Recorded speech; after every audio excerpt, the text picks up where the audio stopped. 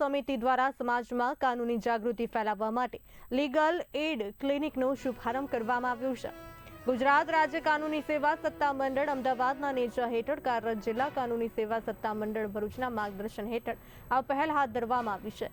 દેણવા, અનોર, માતર અને સરભાણ ગામોમાં ગ્રામ પંચાયત ખાતે યોજાયેલા કાર્યક્રમમાં જિલ્લા કાનૂની સેવા સત્તા મંડળ ભરૂચના પૂર્ણકાલીન સચિવ પીપી મુકાશી, તાલુકા કાનૂની સેવા સમિતિ આમોદના chairman Ravikumar R Parmar, secretary SP Santoki, Amod વકીલબાનના સભ્ય વિકાસ જે પટેલ તેમજ ગામના સરપંચો અને આગેવાનો ઉપસ્થિત રહ્યા હતા।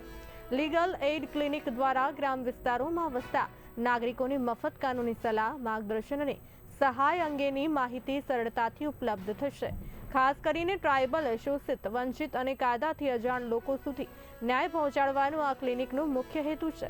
આ પહેલથી ગામડાના લોકો કાયદા અંગે જાણકાર બની શકશે અને સમાજમાં જાગૃતિ ફેલાશે અને ન્યાય સર્વને માટે સમાન છે તેવો સંદેશ વ્યાપક રીતે પ્રસરે તેવી આશા વ્યક્ત કરવામાં આવી છે।